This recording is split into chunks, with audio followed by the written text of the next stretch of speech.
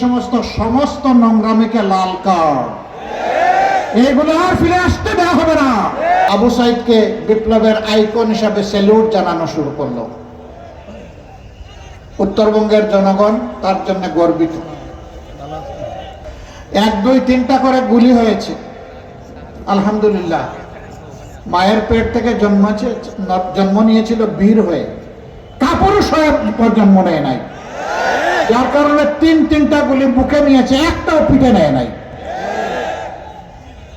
এই আবু সাইদ একদিনে 6 জন, রংপুর থেকে চট্টগ্রাম, একদিনে 6 জন আমাদের বুকের সন্তান বিদায় নিল। বিদায়টা এমনি এমনি হয় নাই। আওয়ামী লীগ তুমি চলে যাও, এই কথা বলার সাথে সাথে আওয়ামী লীগ যায় নাই। আমরা ওই সুযোগ নিশ্চিত করবো ইনশাআল্লাহ। শিশুরা 5 বছর বয়স পর্যন্ত সম্পূর্ণ বিনামূল্যে সরকারি পৃষ্ঠপোষকতায় তারা পূর্ণ চিকিৎসা পাবে ইনশাআল্লাহ।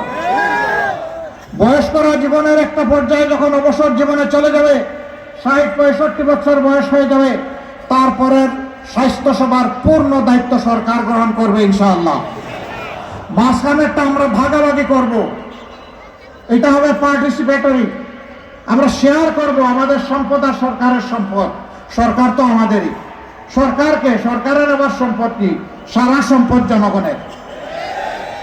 বলবেন যে এত এত জিনিস, চাকরিও দিবেন, শিক্ষাও দিবেন, আবার বিনা পয়সার চিকিৎসাও নিশ্চিত করবেন, টাকা পাবেন কই? টাকা জমা আছে কোথায় বলেন তো? না, তা বলতে পারবেন না।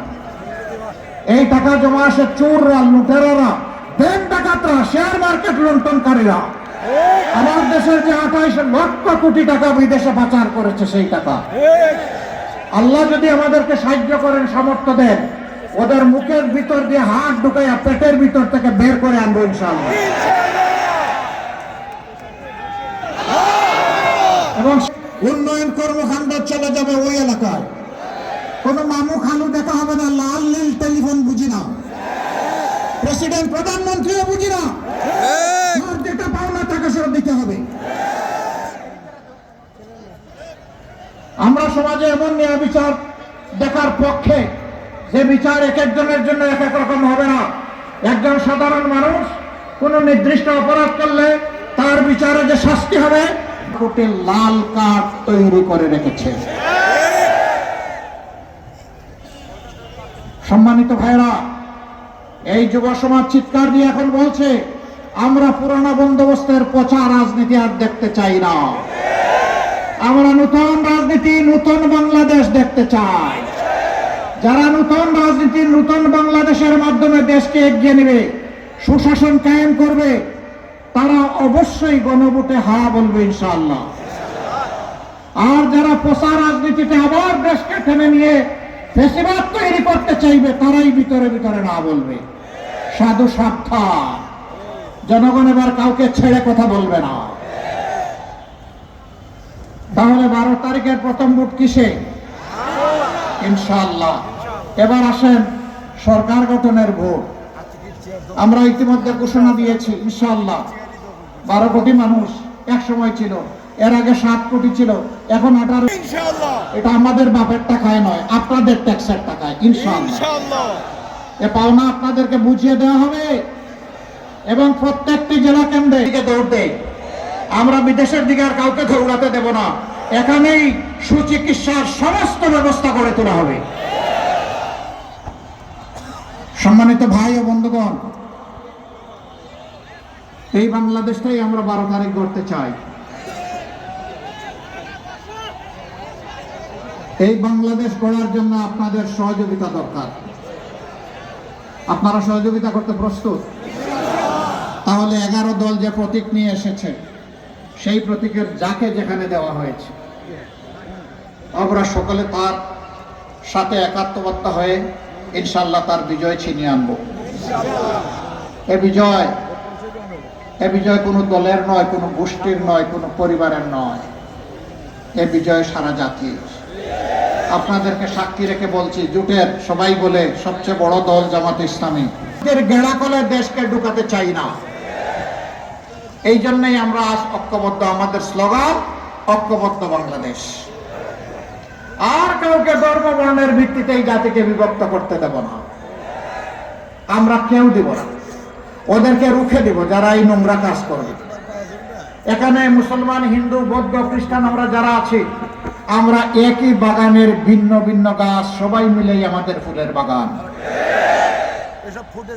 একসাথে চলবো, নিরাপদে থাকবো, যার যেটা অধিকার সেইটা আমরা পেয়ে যাব। ধর্মের ভিত্তিতে কাউকে তার অধিকার থেকে বঞ্চিত করা যাবে না। মতলববাজরা এই কথা বলে বলেই আমাদের বিভিন্ন ধর্মের ভাই বোনদের তারা সর্বনাশ করেছে। ওই সুযোগ আমরা আর দেব না।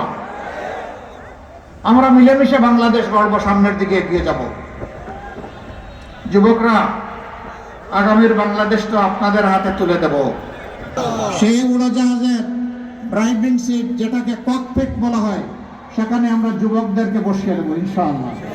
আর আমরা গিয়ে বসবো প্যাসেঞ্জারের সিটে। তারা রকেট গতিতে বাংলাদেশকে সামনের দিকে নিয়ে যাবে। আর পিছনের ইতিহাস নিয়ে কামড়া কামড়ি করবো না। কে তুলসী পাতা ধোয়া, কে দুধে ধোয়া, দুর্গন্ধ বের হবে। ওই ময়লার মাঝে যে প্রাণীর জন্ম হয়, মানব জাতি আশরাফুল মখলুকাত, ওই ময়লা নিয়ে আর ঘাটাঘাটি করবে না।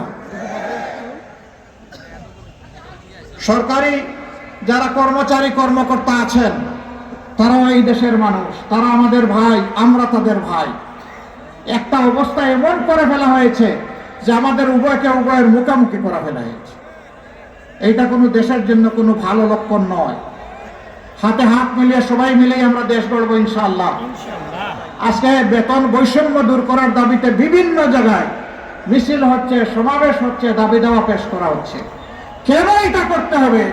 এই রাষ্ট্রের কি কোনো অভিভাবক নাই? কোনো মা বাবা নাই? উদাহরণস্বরূপ সেনাবাহিনী, আধা সামরিক বাহিনী, এই দুইটা বাহিনী যখন তাদের বাহিনীতে যোগদান করে, সেই যোগদানের মুহূর্তেই তারা নিয়ত করে, অঙ্গীকার করে, আমি আমার দেশের প্রতি ইঞ্চি মাটি হেফাজত করার জন্য প্রয়োজনে জীবন দেব, কিন্তু 1 ইঞ্চি মাটি কাউকে দেব না। এই যারা জীবন মূল্যের শপথ করেছে তারা আর আমি একই জিনিস। এর নাম ইনসাফ নয়। ইনসাফ, যার যেটা মর্যাদা তাকে তা দিতে হবে, যার যেটা পাওনা তাকে সেটা দিতে হবে। পুলিশ আছে, র্যাব আছে, আনসার আছে, আরো এইরকম অনেকগুলো শৃঙ্খলা বাহিনী আছে। তাদের দিন নাই, রাত নাই, 24 ঘন্টা কখন কোন জায়গা থেকে কল আসে, তাকে বলতে হবে আমি হাজির। এমনকি ঝুঁকি নিয়ে তাদেরকে দায়িত্ব পালন করতে হয়। কিন্তু তাদেরকে সম্মানজনক বেতন ভাতা আপনি দিবেন না। আবার তারা অন্যায় করলে বলবেন যে দুর্নীতি কেন করলা? রাষ্ট্রের কোনো অধিকার নেই। আগে তার মর্যাদাটা তাকে দিতে হবে, অধিকারটা দিতে হবে, সম্মান নিয়ে, তার পরিবার নিয়ে, তার সন্তান নিয়ে, তার মা বাবা নিয়ে সে যাতে বাঁচতে পারে। সেই রকম যখন দিবেন, তখন সমস্ত মেধা, যোগ্যতা, শক্তি উজাড় করে সে দেশের কাজ করবে।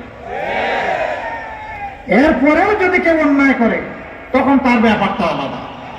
কিন্তু নট বিফোর দ্যাট। আপনি তার পাওনা, তার অধিকার, এমনকি একজন চোরও যদি চুরি করে, আগে দেখতে হবে ক্ষুধার জ্বালায় যে আগুন জ্বলে উঠেছে তার পেটে, সেই আগুন নেভানোর জন্য চুরি করেছে কিনা। যদি আগুন নেভানোর জন্য চুরি করে, তাকে রাষ্ট্রের দায়িত্ব হবে আগে তার বাপের পেটের এবং কাপড়ের যোগান দেওয়া। তখন কাউকে এই শাস্তির আওতায় আনা যাবে না। নবী করিম সাল্লাল্লাহু আলাইহি সাল্লাম মক্কা থেকে যারা তাকে বিদায় নিতে বাধ্য দাঁড়িয়ে কুরাইশদেরকে জিজ্ঞেস করলেন, ও মক্কাবাসী, আজকে মুহাম্মদের কাছে তোমরা কি চাও সাল্লাল্লাহু আলাইহি ওয়াসাল্লাম? মক্কার সর্দার আবু সুফিয়ান দাঁড়িয়ে বললেন, আপনি আমাদের সম্মানিত ভাই, আপনি আমাদের সম্মানিত বাতিজা। কি চাই না বলেই তিনি বসে গেলেন। রাসূল করিম সাল্লাল্লাহু আলাইহি ওয়াসাল্লাম তাই আসমানের দিকে চেয়ে থাকলেন। আল্লাহর পক্ষ থেকে কি ইশারা আসে? কিছুক্ষণের পরেই তার মুখ উজ্জ্বল হয়ে উঠল। তিনি বললেন, আবু বকর আসো, ওমর আসো, ওসমান আসো, আলী আসো, জুবায়ের আসো, যাও মক্কার অলিতে গলিতে তোমরা জানিয়ে দাও, ঘোষণা করে দাও, মহান আল্লাহ তার রসুলের পক্ষ থেকে মক্কাবাসীকে ক্ষমা করে দেওয়া হলো। তবে 10 জন মানুষ যারা নিরীহ মানুষদেরকে খুন করেছিল, তাদের জন্য শাস্তি হিসাবে তাদেরকে হত্যা করা। অতীতের জন্য আল্লাহ রাসূল কোনো বিচার করেন না। আমরা অতীত নিয়ে খুব ঘাটাঘাটি করতে পারবো না, তবে জুলাইয়ের দায়িত্ব অস্বীকার করতে পারবো না। এই দায়িত্বের প্রতি আমাদেরকে সম্মান দেখাতে হবে। এ বাংলাদেশ আমাদের সকলের প্রিয় জন্মভূমি। বাংলাদেশ ভালো থাকলে আমরা ভালো থাকব, বাংলাদেশ ভালো না থাকলে আমরা কেউ ভালো থাকতে পারবো না। 54 বছরে এক এক করে গিয়েছে 3টা দল, তারা পর্যায়ক্রমে দেশ শাসন করেছেন, জনগণ তাদেরকে দেখেছে, তারা কি দরকার, কোনো দরকার নাই, বাড়িয়ে দেন। আর যারা মানুষের সাথে বিশ্বাসঘাতকতা করে, মানুষের সম্পদ লুণ্ঠন করে, ডাকাতি করে, চুরি করে, সন্ত্রাস করে, চাঁদাবাজি করে, আল্লাহ রাব্বুল আলামিন একসময় তাদের হাত থেকে ঝাপটা মেরে ক্ষমতা নিয়ে আনেন। এটি দুনিয়ার নিয়ম। সেই নিয়মের অধীনেই আওয়ামী লীগকে বিদায় নিতে হয়েছে। তবে এটা বড় রক্তমূল্যে কিনা, বড় উচ্চ মূল্যে কিনা। 24শে জুলাই বাংলাদেশের ইতিহাসে এক রক্তাক্ত কাহিনী। সেই জুলাইতে আমাদের ছাত্র ছাত্রীরা তাদের ন্যায্য দাবিতে রাস্তায় নেমেছিল। ছোট্ট দাবি, তারা বলেছিল শিক্ষা জীবন শেষে আমি যাতে আমার যোগ্যতা মোতাবেক চাকরিটা পাই, এই চাকরির পথে যে বাধা, কোটা নামের বাধা, এটা সংস্কার করুন। এর আগে 18 সালে এমন একটা আন্দোলন হয়েছিল, তখন রাগ করে তখনকার প্রধানমন্ত্রী বললেন যাক, আর কোনো কোটাই থাকবে না। পরিপত্র জারি হলো, সেইভাবে 2-1-3টা নিয়োগ হলো বিসিএস সহ বিভিন্ন জায়গায়। এরপরে আবার কায়দা করে 24শে 1 জুলাই কোর্টের গায়ে বন্দুক রেখে আবার নিয়ে আসা হলো সেই কোটা, যা আগে ছিল তাই। তখনই ছাত্র সমাজ ফুঁসে উঠে। তারা চিন্তা করেছিলেন 15.5 বছর পিটিয়ে, ডান্ডা দিয়ে হাতুড়ি মারে আমি তো সব আন্দোলনই দমন করে দিয়েছি, এবারটাও দমন করে দেব। কিন্তু মাঝে মাঝে পচা শামুকেও কিন্তু পা কাটে। তারা ধারণা করে নাই এই আন্দোলন তাদের বিদায় ঘন্টা বাজিয়ে দেবে। বিশেষ করে 15 জুলাই ঢাকা বিশ্ববিদ্যালয়ে আমাদের মেয়েদের গায়ে, ছাত্রীদের গায়ে যখন ওরা হাত দিল গুন্ডা বাহিনী, সারা বাংলাদেশ আলহামদুলিল্লাহ একসাথে জ্বলে উঠল। আন্দোলনের গতি এখান থেকেই শুরু। তারপরে উত্তরবঙ্গের বীর সন্তান, সিংহ পুরুষ, বেগম রোকেয়া বিশ্ববিদ্যালয়ের কৃতি ছাত্র, মেধাবী ছাত্র আবু সাইদ রাস্তায় নেমে বলেছিল, হয় আমারে আমার অধিকার দে, না হয় একটা গুলি দে। এবং সে ডানা মেলে বলেছিল, এখানে রেখে দাও না, ওইখানে। সে বলেছিল ডানা মেলে, বুকের ভিতরে তুমুল ঝড়, বুক পেতেছি গুলি কর। হ্যাঁ, গুলি হয়েছে, 1, 2, 3টা করে গুলি হয়েছে। জান আপনারা জান, আমি কি করবো। নতুন মাত্রা পেল এই আন্দোলন। সারা বিশ্ব আল্লাহ জনপদের ইজ্জত, সন্তানের লাশ রেখে গেছে, থালা থালা রক্ত রেখে গেছে। তারা যাওয়ার আগে বলে গেছে, এ বাংলাদেশের জনগণ, আমাদের লাশ আর রক্ত আপনাদের সামনে আমানতে রেখে গেলাম, আমাদের লাশ এবং রক্তের মর্যাদা করবেন না।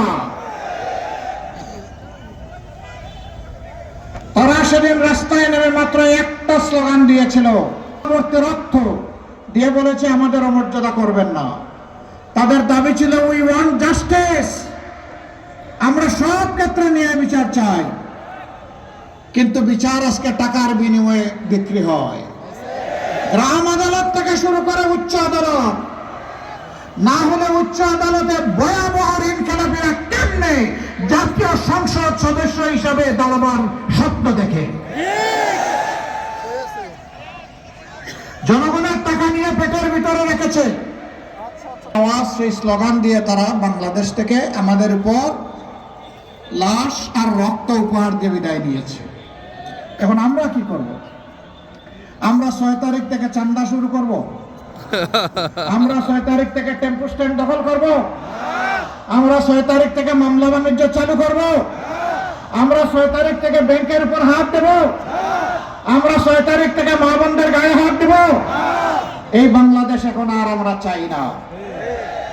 আমাদের সন্তানেরা বলে গেছে, এই আজ বাংলার মানুষ জেগেছে, তরুণ যুব সমাজ জেগেছে, মা বোনেরা জেগেছে।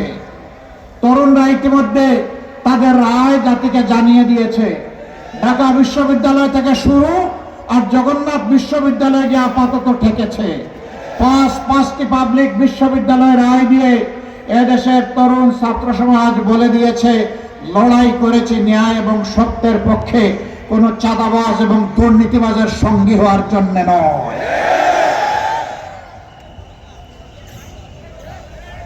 তারা রাস্তা আমাদেরকে দেখিয়ে দিয়েছে। তারা তাদের সিদ্ধান্ত ব্যক্ত করতে শুরু করছে। এই সাংবাদিক বন্ধুরা যখন তাদেরকে কোথাও কোথাও জিজ্ঞেস করে ভোট দিবেন কারে, ডেসপারেটলি বলে দাড়ি পাল্লায় দেব, শাপলাকলিতে দেব, রিক্সায় দিব, মানে 11 দলের প্রতীকে দেব। এমনকি আপনারা দেখেছেন একজন বোন, তিনি তার পছন্দের পোশাক পরে রাস্তায় বের হয়েছেন। সাংবাদিক বন্ধু জিজ্ঞেস করেছে, আপনি আগামী বাংলাদেশে সরকার হিসাবে কারে দেখতে চান? তিনি বলছেন জামাত। কেন? বলে যে জামাত আসলেই দেশটা ঠিক হবে। ওই দেশ তো ঠিক হবে, আপনি কি এই পোশাক পরতে পারবেন? পরবো না। আপনাকে পোশাক বদলাতে হবে, ঠিক আছে বদলাবো। তো জামাতের কোন জিনিস আপনার ভালো লাগে? বলে যে পুরা জামাতই আমার ভালো লাগে। মা বোনদের এই অভিব্যক্তি। এরপরে জিজ্ঞেস করা হচ্ছে যে কেন? বলে যে এখন আমি রাস্তায় বের হতে ভয় পাই। আমি বিশ্বাস করি তারা যদি ক্ষমতায় আসে তাহলে আমাকে আর ভয় পেতে হবে না। হে আল্লাহ, এই যে আমাদের মায়েদের আস্থা, তুমি আমাদেরকে শক্তি দাও, আমরা যাতে এই আস্থার প্রতিদান দিতে পারি। আমরা যাতে মদিনার আদলে এমন একটি শান্তি সাম্যের সমাজকে এই জাতিকে উপহার দিতে পারি, যেখানে ওই সমাজে তরুণী তম্বিরা একা রাস্তা চলতে পারত, কিন্তু বাঁকা চোখে কেউ তাদের দিকে তাকানোর সাহস করত না। আমরা ওই বাংলাদেশটি চাই, যেই বাংলাদেশে আমার মেয়ে, আমার বোন, আমার স্ত্রী, আমার মায়েরা স্বচ্ছন্দে নিরাপদে ঘরে থাকবেন, প্রয়োজনে রাস্তায় যাতায়াত করবেন, কর্মস্থলে কর্তব্য পালন করবেন, পেশাগত দায়িত্ব পালন করবেন, আল্লাহ ছাড়া আর কাউকে ভয় করার প্রয়োজন হবে না। আমরা সেই বাংলাদেশটি দেখতে চাই। এই বাংলাদেশটা কি মায়েদের জন্য, বোনেদের জন্য আপনারাও চান? আমরা শিশুর জন্য সেই বাংলাদেশ চাই। জন্ম নেওয়ার পরে সে যেন অপুষ্টিতে না ভোগে, সে যেন তার প্রাপ্যটা পায়, সে যেন তার স্বাস্থ্য পরিচর্যা পায়, আর একটু বয়স হলে সে যেন সুশিক্ষা পায়, তার শিক্ষা শেষ হলে সে যেন হাতে তার কাজ পেয়ে যায়। আমরা সেই বাংলাদেশটা গঠন করতে চাচ্ছি। এখানেই আমাদের কথা সাফ।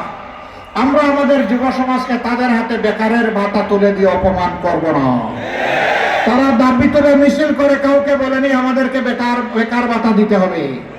24-এ তারা আন্দোলন করে বলেছিল আমাদের কাজ আমাদের হাতে তুলে দিতে হবে। আমরা কথা দিচ্ছি, আমরা সেই শিক্ষাটাই আমাদের সন্তানদেরকে দান করব।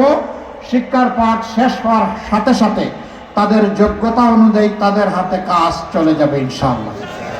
সেই দিন কাজ তুলে দিয়ে বলবো, যাও গড়ে দাও আমার প্রিয় বাংলাদেশ, আর গর্ব করে বলো আমি বাংলাদেশ। এরপরে বলো এ আমার বাংলাদেশ। সেই দায়িত্ব তোমাদেরকে দিতে চাই। এখনকার যুব সমাজকে এই দায়িত্ব গ্রহণ করার জন্য প্রস্তুত? প্রস্তুত? দেখি যুবকরা হাত তোলেন, দেখি 2 হাত, বাকি যায় নাই। তা আমি কেন বাকি যাব? আমার হাত আমি তুলে দিলাম, আমি যুব সমাজের সাথে সামিল হয়ে গেলাম। সম্মানিত ভাইরা, আমাদের যুবকদের প্রতিভা আছে, আমাদের যুবকদের সাহস আছে, আমাদের যুবকরা পরিশ্রম প্রিয়। দেশে কিংবা প্রবাসে যেখানেই থাকুক তারা জগৎকে, জীবনকে চমকে দেয়। শুধুমাত্র তাদেরকে যথাযথ পৃষ্ঠপোষকতা, সুশিক্ষা এবং প্রশিক্ষণের অভাবে আমাদের যুবকরা যেভাবে এই বাংলাদেশ